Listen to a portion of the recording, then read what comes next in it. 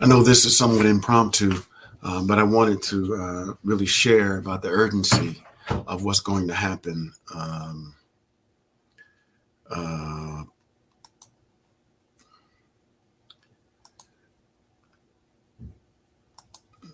tomorrow.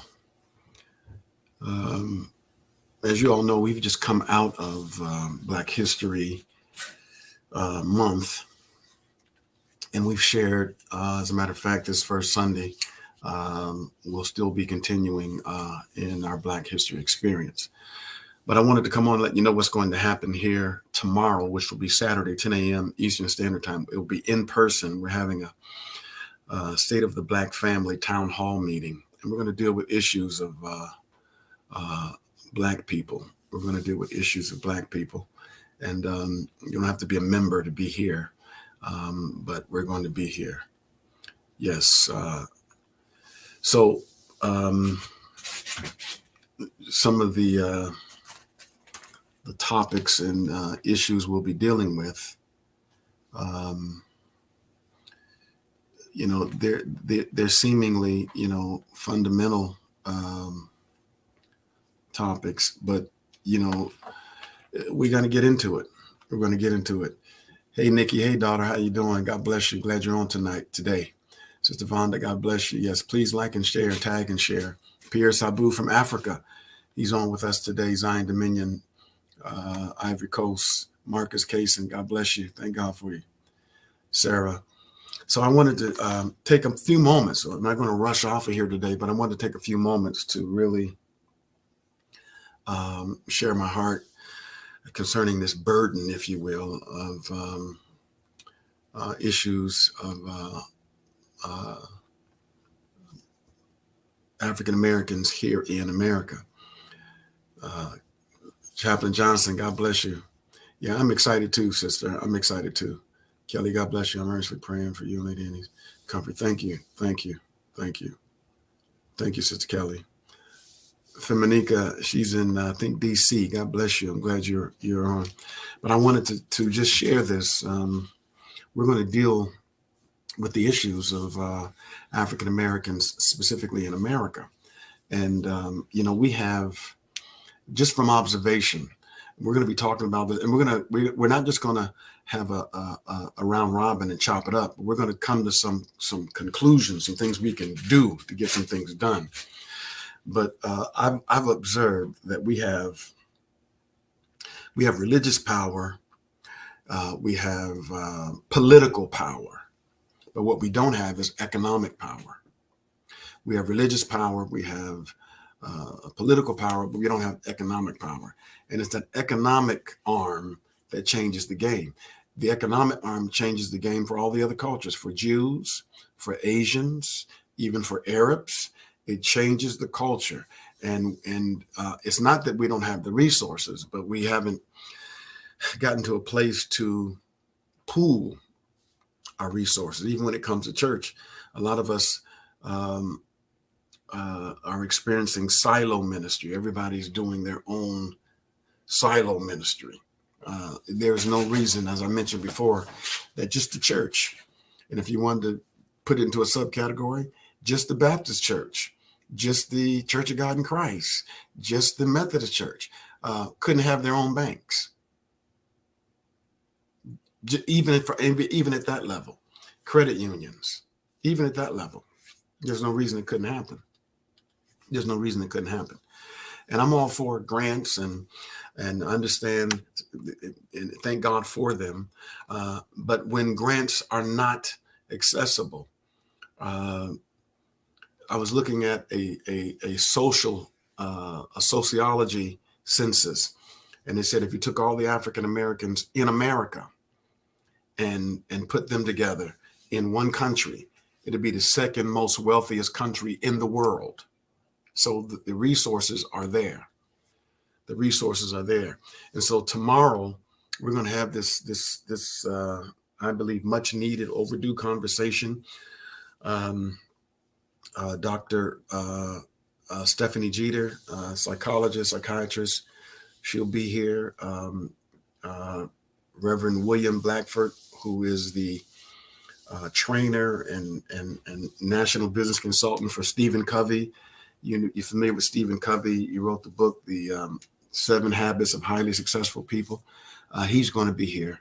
And we're going to really chop this up tomorrow. It's going to be riveting, because we're going to work this out until we come to some concrete conclusions to get some things done. There are perpetual meetings going on all the time. Gene Wilson, God bless you. There's some perpetual meetings going on all the time. But we want to get past that and get the meeting and then have some execution. So these are the things that we want to address tomorrow. Now, I know this is impromptu. This isn't a scheduled broadcast. I didn't have the schedule to do this, but I wanted to come on to talk about this. And I wanted to hear some of your concerns that you would want us to address tomorrow in this State of the Black Family meeting. It's tomorrow, 10 a.m. Eastern Standard Time. It's in person. We're going to be in person because, we're going to be chopping some things up. So you'd have to put your face in the place, 10 a.m. Eastern Standard Time. But I wanted to come on. Hey, Youth Pastor Shai, God bless you, son. Sonia, God bless you. Will it be recorded? Somebody said I'll be working. I believe it's going to be recorded, but it may not be aired. It may be recorded, and then by request, people can receive it. But it's an intimate conversation, and I think sometimes when people are in a room in a closed space, they can. If you're really serious about getting some things done, you're not worried about your social media presence. But to answer your question, it will be recorded. We will have it recorded. It'll be in the archives. But I wanted to know from those that are on, while you're on now, share this with someone. Just share it with them real quick and say, look, they're going to be dealing with living Black in America from a Christocentric perspective. What are some of the questions you would have that you would want to see addressed if you're on right now and you're listening or you're watching? Be kind, be considerate, be respectful. But what are some of the questions that you would want to be addressed amongst us concerning Black issues? You can put your question in now, as a matter of fact, just so we get an idea of what your concerns would be. Good morning. Good morning. So I'd like to know, and I'm going to submit them with what we already have going on. But what are some of your concerns for Black people in America that you would want us to address? If you have some concerns, type that question in right now. Type it in now. I want to see what's your concern. More business workshops. That's one of the subjects we're going to be talking about. The business acumen has to be established because most of the time we bought into the idea of working and retiring. And so we're more entrepreneurial than we are entrepreneurial. When you're entrepreneurial, you simply work for somebody else. But when you're entrepreneurial, you work for yourself. And we don't do business collaborations. We don't do commerce, exchanging goods and services with each other. Economic wise, more information on finances and budgeting. We thank you. Ayana, thank you. We will address that. That'll be more property ownership. See, these are great questions. And believe me, we're putting these things down right now. More property ownership.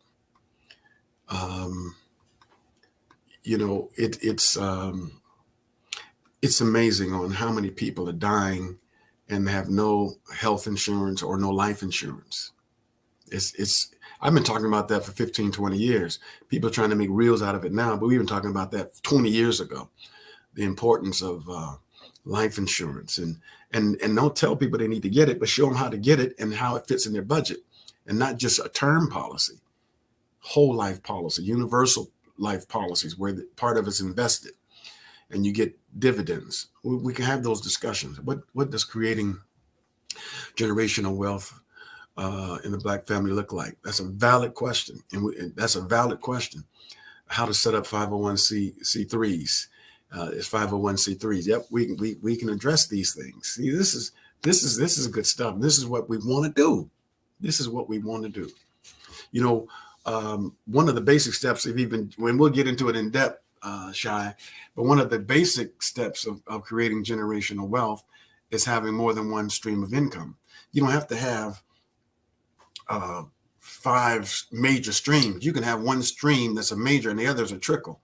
Um, Most people miss, even now, you that are younger, you have infants or small children, you should have a Gerber insurance policy. Gerber insurance policy, like $10 a month, I think it is, if it's that much. And then when they're 18, there's a chunk of money right there. We're just not exposed to a lot of these things. And District Missionary, hey, daughter, I'm glad you're on today. So these are some of the things that we're going to address. And I wanted to see your questions. Buying property for investment purposes. Absolutely. That can be addressed. My assistant pastor owns several pieces of property. There's another family who their business is owning properties that are members of our church. How to establish a credit union and how to use it correctly. Absolutely. You know, we were sharing with people that a debit card is the most unbeneficial card to even use because there's no benefits that come with it. But with a credit card, you get points, you get awards, you get vacation points, free hotels, you get free airline tickets. We're just not exposed to it. We're just not exposed to it. There are no points with debit cards. But these are questions we're going to address. I may be wording this incorrectly, but the validation of young men into manhood. What is it that we should have that validates us as men? You know, when I was in South Africa, that's a valid question, and we'll put that on the table. Put your face in the place, Quincy, and we'll let you ask that question again. But they had rites of passage there. Jews have rites of passage. Arabs have rites of passage. Asians have rites of passage. We in Africa, they had rites of passage, but not here in America. Because most of the young men and Black men in America, most of them, and this is a generality. Don't take it personal, but most of us, we didn't have fathers in our lives, even though your father may be there, but he may not have been a contributor to your development. So there are systems in that, meetings for that, where there should be elder impartation sessions where the elders are speaking to the youngers. So these are good questions. Pastor Gino has called out the Church of God in Christ Church. How do we address the division in the body when one body feels superior to the other? That's a loaded question. Some people can call you out, but is their call out legitimate? Church of God in Christ is not the only denomination in the world. The denominational division is not based upon culture. It's based upon doctrinal beliefs. And that's the danger of social media. People can say anything out here, and some things may not be based upon fact. It can be based upon conjecture. It can be based upon subjectivity. It can be based upon somebody's own hurt. But how do you address the division in the body when one body feels superior to the other? To me, and we'll address that. That should be a subject that comes up tomorrow. We've wrestled as a culture and as a people with internalized racial inferiority for many, many years. For many, many years, we've wrestled with internalized racial inferiority, and I think one of the main ways that could be combated is you got to cross these lines and deal from a cultural perspective and not a denominational perspective. And then you have to have intentional fellowship. You know, some people won't cross the line. Example, William Blackford has a Baptist background. I preached a couple of months ago for Tim Brown, works in the political arena. It's a Baptist church. We have to cross these denominational lines. Sometimes, but when you're big, people are going to take shots at you because you're the biggest thing around. And even denominationally speaking, sometimes that happens. But that can be a question, a subject that we can address because we just don't. When I was in Israel, I learned that the religious people in the West, which is us, we have a different perspective than people in the East. See, the people in the East, they defend the truth. Over here in the West, we debate it. And so we have to get past that and focus on what we have in common versus our myopic differences. So I'm storing all these questions. Set up classes for the young to learn about credit and finance and how to save and the importance of it. Amen. I agree 1,000%. And it's coming up over and over again. How to build and maintain, balance your credit. See, that question is popping up over and over again. How important it is in having a financial advisor. Absolutely. I have one. People that I know have one. And, you don't want anybody advising you that got broke down shoes on. But it's critically important. And see, the other part is there's a generation of young people who went to college and you learned what you learned in college, but you haven't learned all your life skills. And sometimes there can be a sense of dismissiveness because a person has a degree in something and they'll think that a senior or an elder doesn't know anything about it. But I was reading a book, watching a documentary the other day about Sugar Child Robinson. He was a 5-year-old piano prodigy, and he was self-taught. And they said, whatever happened to him? How come he didn't pursue his music career? Where he stopped playing music and focused on his education, and he got his degree in psychology and a degree in agriculture and a degree in architecture. So that's just what he wanted to do. But my point is, don't dismiss people who bring something to the table that can give you insight because they quote unquote don't have a certain degree that you may or may not have. When the now meets next, Pastor Scott. That's right. That was a message that he preached. Why is it hard for Blacks to own beauty supply stores like Asians? Now, Femanika, I think you are a cosmetologist. I think, if I'm not mistaken, I'm not sure. But see, there's a business acumen that we have to develop. There's a business acumen. I've talked with some Asians in times past. Asians would do this, and so would Arabs. They'll get a storefront building and then live over top of the building so they can be there all the time to work the business and keep expanding the business. And then they'll bring other family members to live with them to expand the business. And then they'll start buying properties to live in while the business on the bottom is still growing up. Then somebody go out and buy a house, and then they bring another family member into the apartment above the business. You have to be all in. You got to be 10 toes down, as the saying says. And the other big elephant in the room on that, the big caveat is, we won't admit this, but Black people don't trust Black people when it comes to business. And I mean, these are questions that we have to address because I've always believed, especially when it comes to Black hair, with these weaves and braids and extensions, a lot of Black people could be wealthy. And that's not to dismiss any of the relationships that we've established with other cultures, but you're going to spend it anyway. But it's just a matter of doing the due diligence to get it done. But that's a good question, and we'll definitely put it on there. What best way to deal with each other from a business stance without confrontation? Again, we have to heal from internalized racial inferiority. We definitely got to heal. And then on the other side of that, you got to be giving 200% when you're saying you're doing business. You have to under promise and over deliver. You have to under promise and over deliver. And that's going to be a critical piece. And so, I mean, these are the things we're going to discuss tomorrow. And I just wanted to come on and let you know Now I'm on here now, very impromptu broadcast, but I really wanted to hear your hearts of what do you want addressed, and what do you want us to try to tackle, and what can we come together and really make happen. I mean, something that we can really make happen.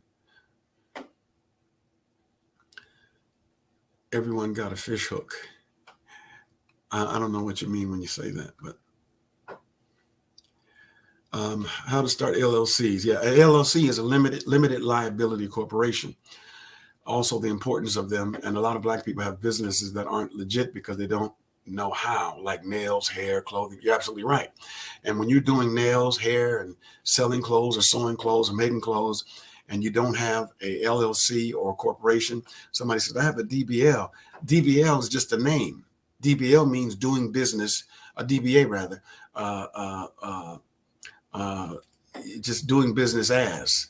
That's just a name. But when you get ready to buy a home or extend your business to a brick and mortar building, you don't have any profit and loss statements because your business is not legitimized, because you're getting paid under the table, since you have no tax assessment on there. I hate to say it this way, but you're no different than the drug dealer, because you can't legitimize your income, and you got to have that discussion. Taxes is a part of living. Jesus paid taxes. So when you have an LLC, limited liability corporation, or a corporation, you have to do that. Even a 501c3, which is nonprofit and corporation, such as we have for the church, these legitimize you. Then you can be you'll be on the Dun and Bradstreet. Dun and Bradstreet is a credit rating bureau that shows businesses, shows your rating on business. So other businesses can look at your rating and find out if they want to do business with you. I mean, these are real things, but we haven't had these discussions. But these are great questions. These are great questions, and these are things that we want to address. Where there's a the older people need it because they may not have been taught them as well. Amen. I agree. So yeah, these are some questions. Good morning, Bishop. It bothers me that African American history falls on the shortest month of the year. Well, let me explain that to you, Anthony, and that's a good question, or a good bothering, I should say. The gentleman that founded Black History Month, he chose the month of February because his two heroes were born in that month. He had great admiration for Abraham Lincoln and Frederick Douglass. These two men were born in the month of February, and so this is why he chose the month of February. America didn't pick that month to try to shorten our celebration, but the man who founded Black History Month chose that month. In Buffalo, we did have Black businesses. You're absolutely right. I had a gentleman in my office the other day who he did a video called The Forgotten City. And then he showed me some of the research of it. In the 1920s, even in Tulsa, Oklahoma, there were, like, we have this Kissington Bridge that was cut through Buffalo. They're talking about bridging the community back. But when you had those lines of demarcation, those contributed to our segregation, if you will. But regentrification is happening right now. Regentrification is when you're moving people from the inner city, because people across the United States want to live now in the city because the city's becoming posh. It's becoming hot all over America. So then they're trying to relocate people in the city who they believe are impoverished and get them out of the way. So some of the apartments and houses that were in the city that people were paying $300-400 a month for rent now are $3,000 or $4,000, and they're renovating. There were like 3 churches in the city that they had renovated and made posh apartments and with underground parking, because that's becoming a trend across the United States. But there's still a lot of Black business, particularly in Buffalo, but it's just not advertised. I've watched a lot of restaurants open here, And sometimes when people open restaurants, they can have the desire, but may not have the capacity. Some people they're not able. Some people may not have the competency to do it. And I'm just speaking about different businesses, but they open up and they close. And when they open and close, it impacts people in the future, because it's not just Johnny and Susie opening and closing. That's Johnny and Susie, who's the black couple that open and close. So then the perception of the black man, when he gets ready to do another business, they always open and close. But it's not it's not all of us. See, and that's why that systemic impact has to be considered when you do things. Blessing from Pakistan. Glad you're listening today. Can you say that again? Under promise. Yeah, under promise and over deliver. Under promise and over deliver. Most people over promise and under deliver. But if you under promise and over deliver, you'll be in demand. They'll come back to you. There's a concept called hierarchical competence, which means you don't mind paying more for something that someone produces that you can't get nowhere else. You complain, man, they're so expensive. Yeah, but no one does it that well. No one makes it that good. That's the best cookie I've ever had. That's the best cake. They're expensive. That's the best paint job. No one paints that good. No one bakes it. That's called hierarchical competence. So when everybody's trying to nickel and dime you, don't spend your time being nickel and dime. Present yourself, your product, your business in such a level that creates hierarchical competency. People that are competent know it's worth the price. I was told to do an S Corp versus LLC. Well, it's not really a versus. It's not really a versus. It's really what your focus is. But we'll put that into questions. What's the difference between the S Corp and the LLC? Well, no, we'll wait till tomorrow. You got to come in for that one. I want to start an LLC for music. You can.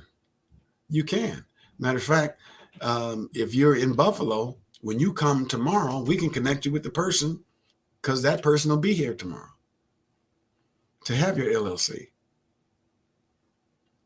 which equates to sole proprietorship. I think that's somebody answering somebody else's question. Yeah. Yep.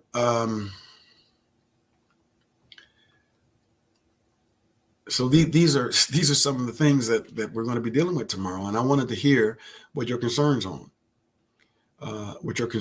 Black Wall Street. Yep. You can do a lot of research, and the Fishers are those ministries begging for money, constantly sending letters. Yeah, that's a whole nother thing, sis. I hate to sound insulting to anybody, but there are a lot of ministries that are on black networks that are not black, playing on the emotions of people who are hurt and desperate. And then they label the black church that way. And that's not only ungodly, it's inaccurate. Why does it seem like there is a fear of black African Americans to run businesses when it is successful? Because of perception. We've never been projected, in my opinion, we've never been projected as successful.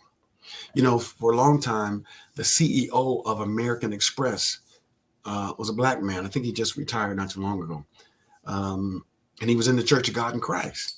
But he wasn't, in my opinion, he wasn't projected as a Black history hero to the level that he should have been. The list goes on and on. I have some literature that I've been researching. The projection is that we're not seen or to be considered as being successful. But even with Christopher Columbus' diaries, he has diaries, Christopher Columbus.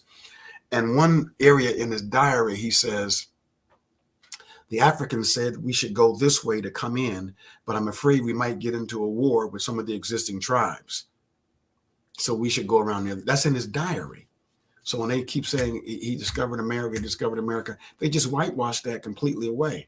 But a whole lot of things have happened because of of Black people that uh, the exposure would be a mind blower of the contributions and the intelligentsia that has contributed to this country. Um, at one time, the slave trade was 80% of America's economy. 80%. We just don't have these kind of discussions. But all right. So yeah, these are some of the questions. Under promise, yep, and over deliver will produce a higher demand. That's right. Absolutely. Absolutely. Depends on what your business offers. That's what I was taught that, I'm saying, okay. Yeah. How to look for and purchase stocks and bonds. Yes. Yes, sister. Yes. How to look for and search for stocks and bonds. It's very, very important. And if it's overwhelming, there are brokers that you can be referred to, because, it's the Bible talks about it. It's in Proverbs, and it talks about how your wealth comes bit by bit, little by little. It's not about something happening overnight or you waiting for a lottery ticket. That's not how it works. Most people don't have an understanding of an irrevocable trust for your children. If something happened, nobody can debate who gets what. There are interest-bearing accounts that you can put monies in. And the least important place to invest your money is in the bank. There's a whole lot of other platforms to put your money in annuities, self-directed IRAs.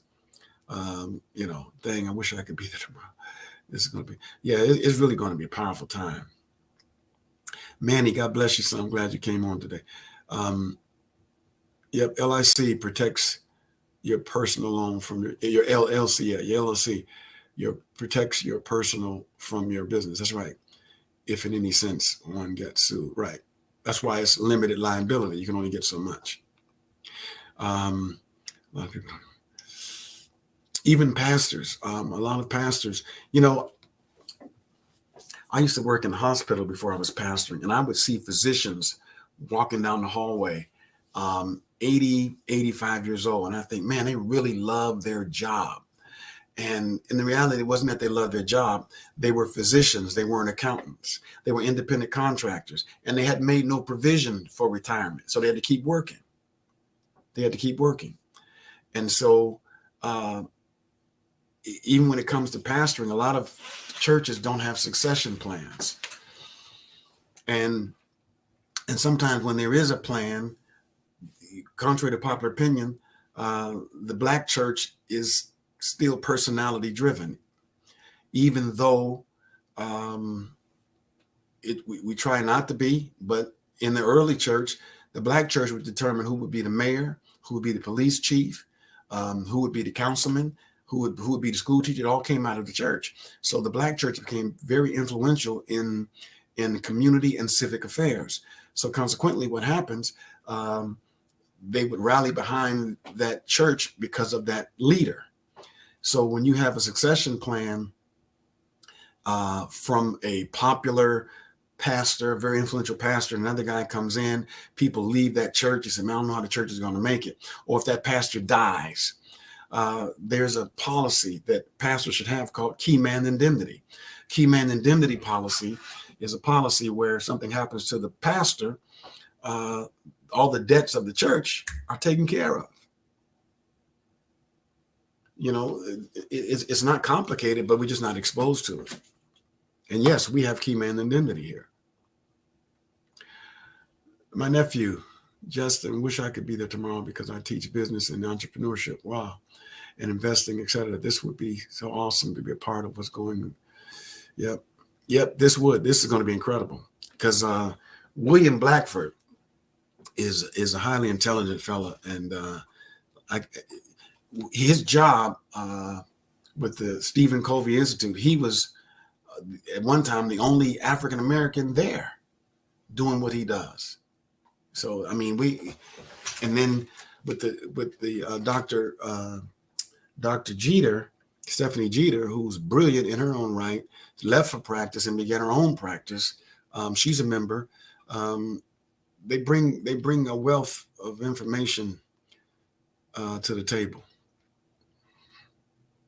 Stocks and bonds, normally a banker can suggest or advise you regarding that. They can. A banker will be a little bit more subjective because they want you to buy your stocks and bonds through them. But it's true. But even if you get an IRA, if you can get a self-directed IRA, it's even better because you can say you want some stock in whatever. What men should have lined up before consider? Oh, that's very good, and that's going to be one of the questions. I hope you're there, man. You can ask that question. What men should have lined up before considering marriage? They should have health insurance, life insurance. That should be lined up before they even consider marriage, and they should have lived on their own. They should not go right from their mama's and daddy's house right into marriage. But William Blackford and Dr. Jeter will give you some detailed information on what you should consider having before you consider marriage. Church that I pastor, we won't marry you unless you have health insurance and life insurance, because you shouldn't bring anybody into a potential curse if something happens to you. So these are some of the things that we're going to be dealing with tomorrow at 10 a.m. Tomorrow at 10 a.m. right here at the Zion Dominion campus, 895 North Forest Road. I agree, especially in schools. It's all about the slavery and the civil rights movement. Right. Thank God for Martin Luther King, Rosa Parks, Frederick Douglass. But our history is greater than that. Absolutely. You're absolutely right, son. You're absolutely right. Yep. You're absolutely right. So, we're going to consider, I'm going to speak to some of the other constituents concerning this, because, sometimes when you put things on a virtual platform, it can be misconstrued. Can we discuss healing, trauma, and mental health? Absolutely. That's one of the bedrocks of the meeting tomorrow. Yep, absolutely. Because as a whole, we don't do it. Matter of fact, I'm in the administration building of Zion Dominion. We have a separate building, just the administration building on the campus. The sanctuary is to my right. And then on the other side is the Family Life Center. It's a gymnasium where they do things. In this building, the administration building, we have an office for mental health. We have a mental health counselor, and they have office hours right here. And we've partnered with Best Self. I sit on the board of Best Self, and we partnered with them. So mental health is available. It's confidential, but we don't deal with it. Everything's a demon. Everything's spirit, and it's not accurate. What's the best way to make use of your early 20s financially to set up for your future in retirement while still trying to invest in yourself? Unfortunately, when I was in my early 20s, nobody told me the things that I learned now. Now, my daughter is a CPA, and the other is a RN supervisor right now. She's in college for her, she's in school for her nurse practitioner degree. But even in your 20s, you have opportunities right now to invest in Acorn, to invest in Speedbox. There are a lot of platforms that you can invest in right now. Small investment, because in your 20s, you can be having $20 a week going into an Acorn account or Sweetbox account. These are all investment platforms. If you've ever seen Shark Tank, the one they call Mr. Wonderful, he's founded an investment group. The name escapes me now, and it escapes me, but I'm in it. I've actually invested. I've invested in a car company right through them. You can have small investments. We have a little bit of investment in Home Depot. Just let it cook. And then what happens, because you're in your 20s, man, 30 years from now, you're in your 50s, you'll be rocking and rolling. So there are a lot of platforms, but that's a valid question, and I hope you're able to ask that tomorrow because we can get into it. Because these are some of the questions that we're going to actually put on there.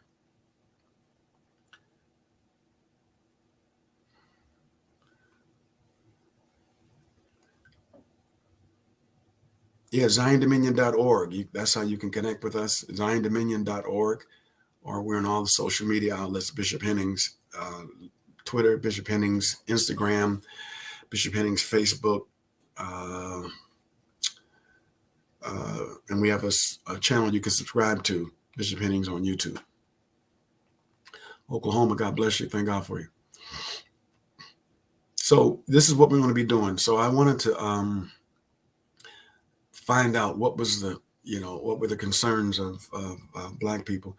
And I've heard over and over again about finance. Can we offer finance classes at the church for both young and adult? Absolutely. Absolutely. Absolutely.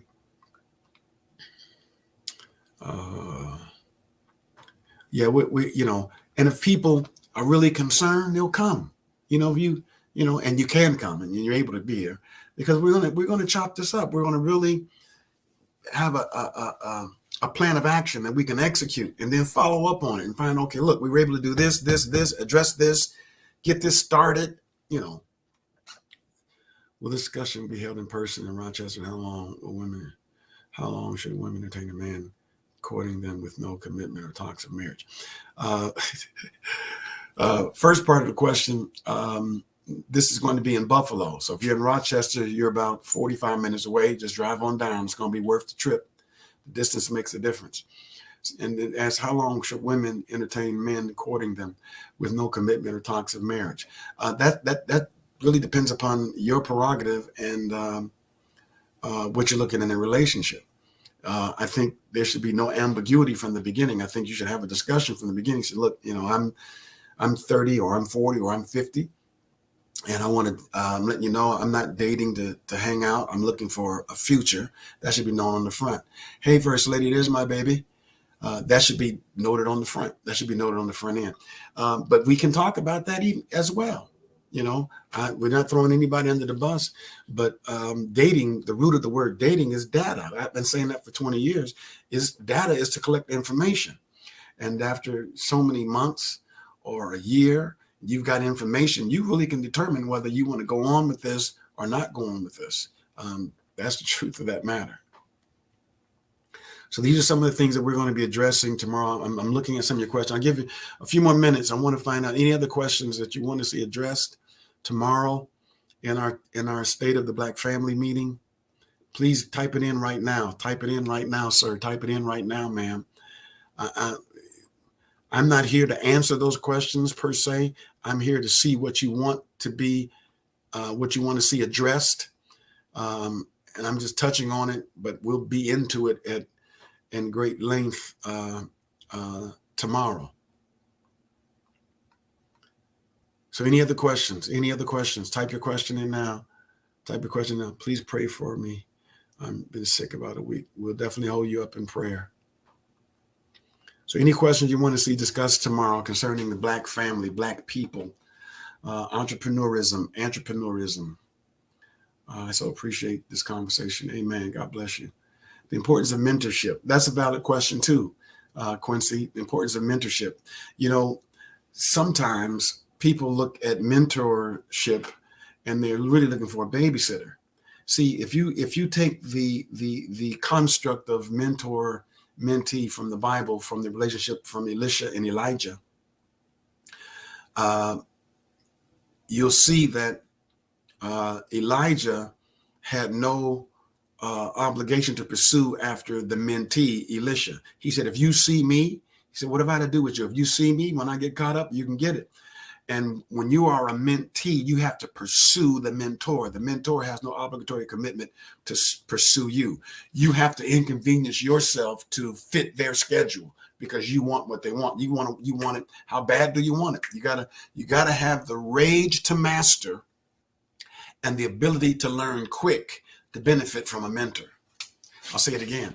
To benefit from a mentor, you have to have the rage to master and the ability to learn quick.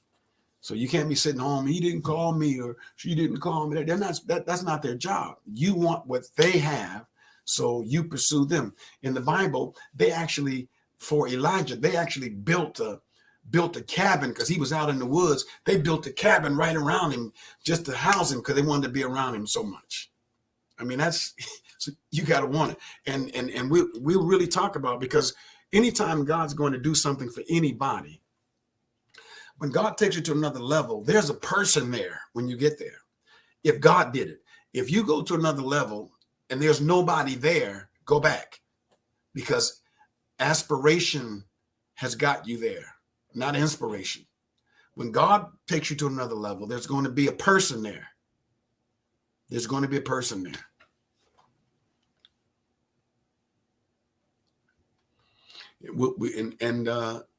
Somebody said, "Oh, the unity of black man and a black woman. Will there be another meeting going forward?" I'm sure there will. This is not.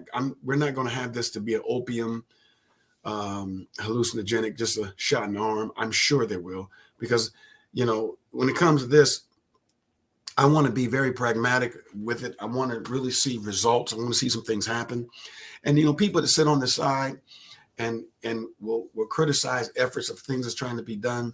Your opinion doesn't matter because you're not a contributor. We're in the building with the meeting. We'll be in the sanctuary. I'll try to get coverage, and I really want to attend. We're going to be right here in the sanctuary at the campus, 895 North Forest Road. This is Mrs. McLeod, and haven't figured out how to change my name yet on here. Oh, okay. All right. Yeah, we'll be in the sanctuary. Will there be a State of the Black Family meeting going forward? Yes, as I mentioned, I'm sure that we have to. We can't just do this one time. Maybe a list of members, business, professions, and contact information. Excellent. We had a business directory, and this is a hard thing to say. Had a business directory, and the problem was some of the businesses, they didn't have vendor's license, they weren't incorporated, so I couldn't put them in the business directory. So yeah, Feminica said, "Why don't we Zoom it?" I'm thinking maybe I don't know, Feminica. We may it's kind of up in the air, because I don't want it to get lost in a bunch of people, not you all here, but a bunch of people just having opinions on stuff and just saying stuff, just clout chasing to say something on social media. I really wanted this to be a session of chopping it up in execution. A lot of times we get our teaching from people like you. Sometimes our leaders don't know what you're sharing. I get that. I understand that. I get that. And I understand that. I do. I get that and I understand that. But Feminica, I'm not ignoring your request, though. Believe me, I'm not ignoring your request.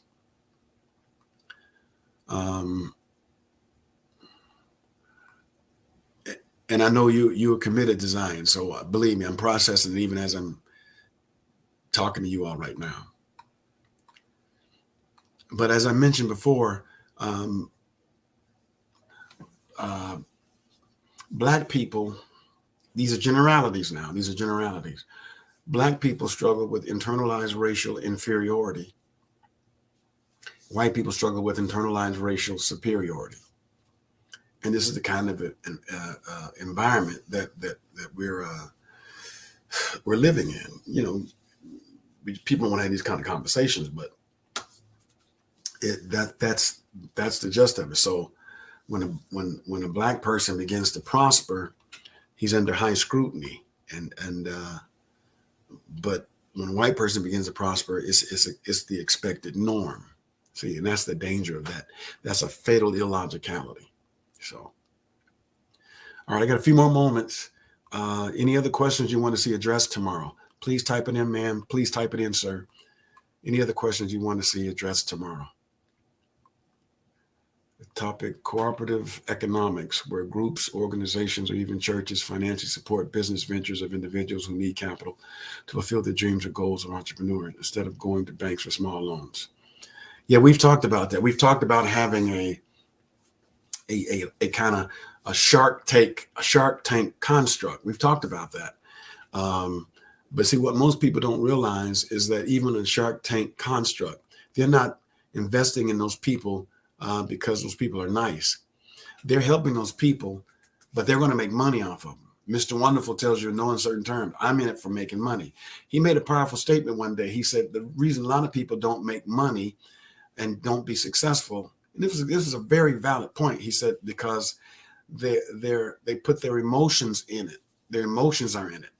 When it comes to money, you have to take your emotions out of it. People say stuff like, nobody will ever support me. So your emotions are all in it. And money is amoral. Some people misconstrue the scripture and said, well, money is the root of all evil. It's not the root of all evil. And even when the scripture says the love of money is the root of, that's a mistranslation. The real translation says the love of money is a root. It couldn't be the root, the principal root, because there was no money in Genesis when Eve got tempted by Satan in the Garden of Eden. There was no money there to cause the fall of man. It's a root, but money itself is amoral.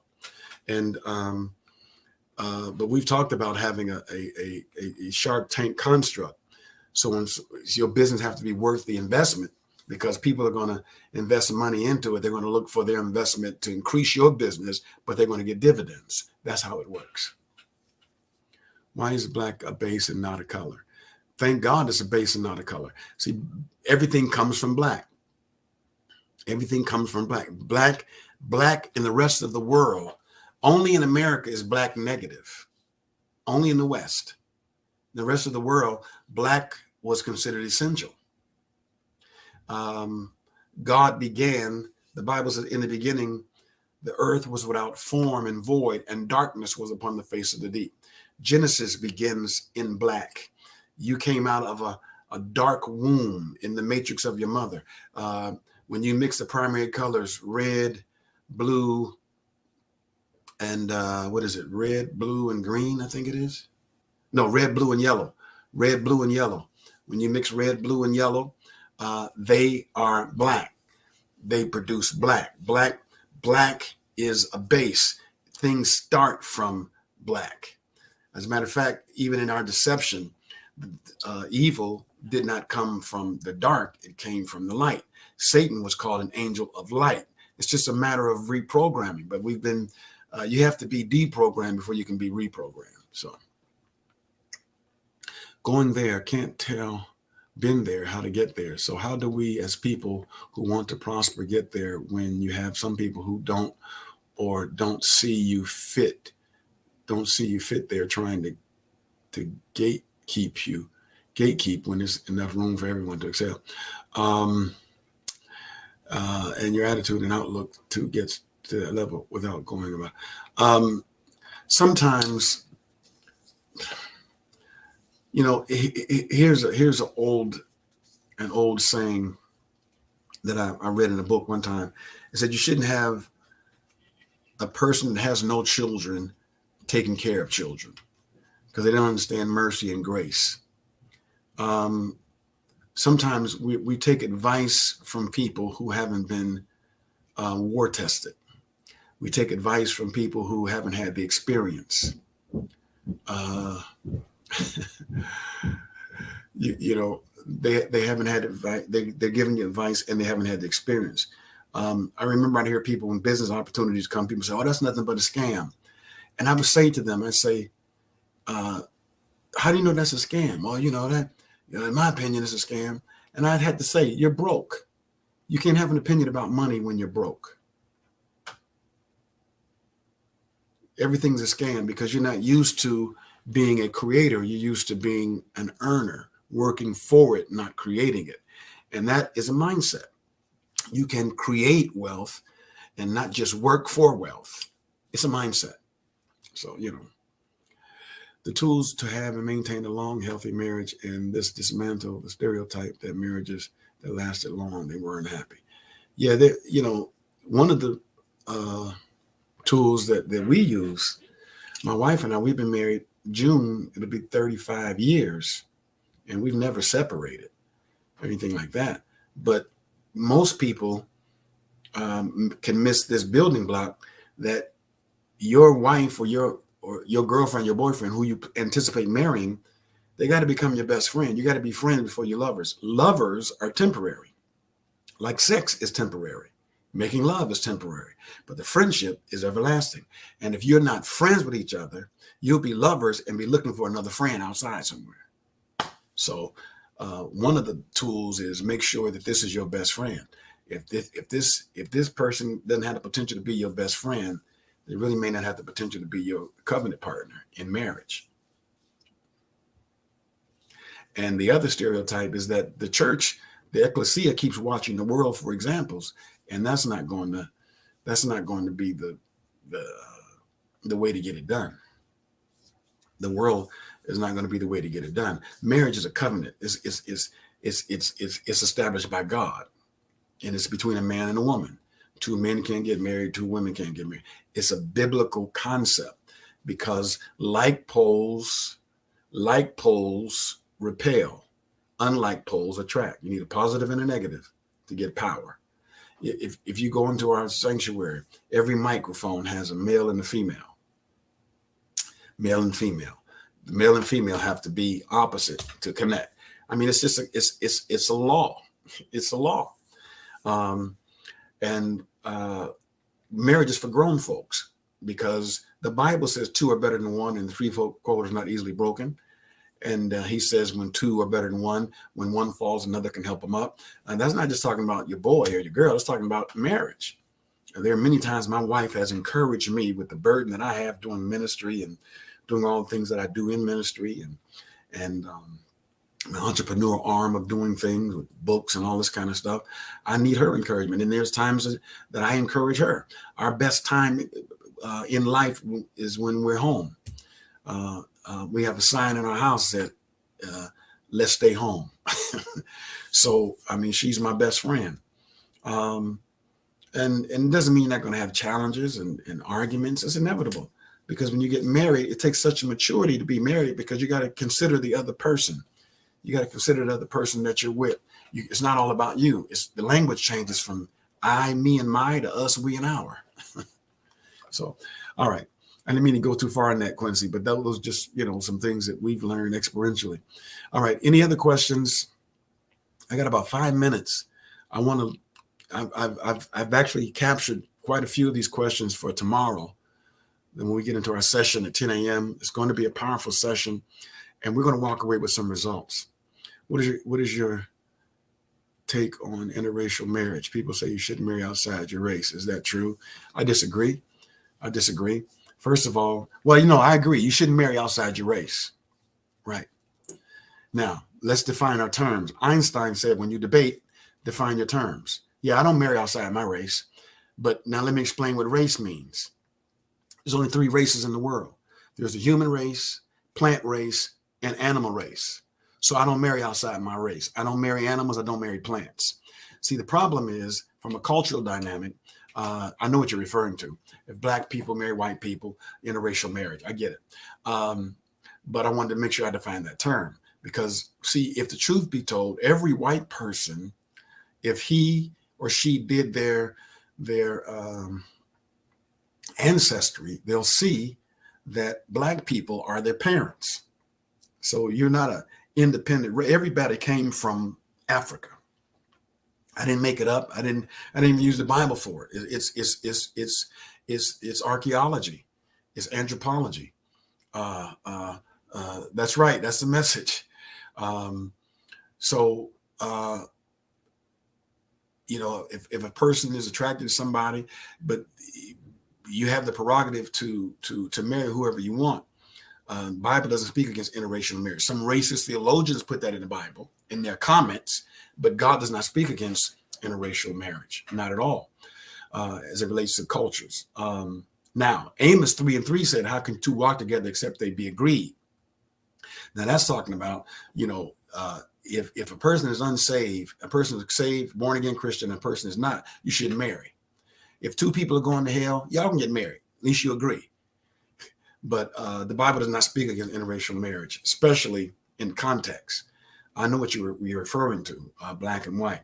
The Bible doesn't speak against that. But you're going to have a cultural dynamic you have to deal with because his culture, her culture, who is not the same ethnicity as you, has to be addressed, because when you have covenant, and I'm going to be done with this part, you have to have a godly attraction, a verbal agreement, the accountability of integrity, and a commitment to the other's descendants. So when I marry, I have to have a commitment to the other's descendants. So when you marry this person interracially, does he or she have a commitment to your descendants? Because if they don't have a commitment to your descendants, you can't have covenant.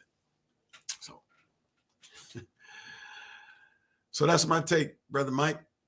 But we'll get into this. There'll be no, nothing off,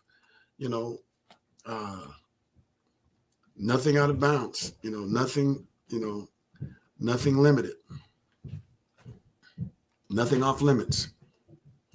Can you break down the types of life insurance you can get besides the ones your job offer you? According to what type of things can you invest in off your taxes? Basically you have a term life, whole life, universal policy. You have a split insurance policy, and we can talk about that in great length tomorrow. Term life is a dead policy. It means, it's cheaper, and a lot of African Americans buy that because it's cheaper. But it's a dead policy. Literally, there's no benefit unless you die. But if you get a whole life policy, it has an investment side to it where it makes money. You can borrow from yourself, and it helps you. It gives you more financial liquidity to do some things. Two types of things you can invest in off your taxes. I don't know what you mean when you say off your tax. I think you mean off your tax return.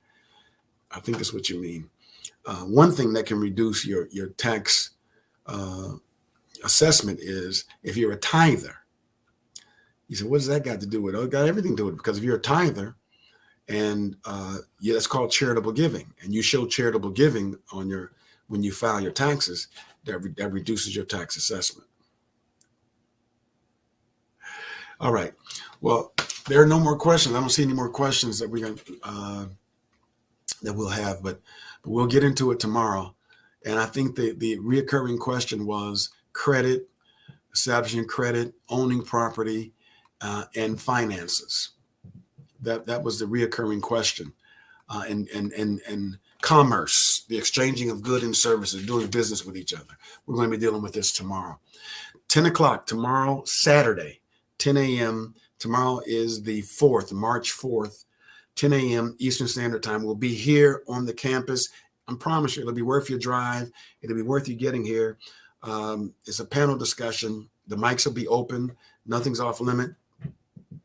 We're going to deal with these issues and the vicissitudes of Black America and what we can do in a collective effort to get some things done.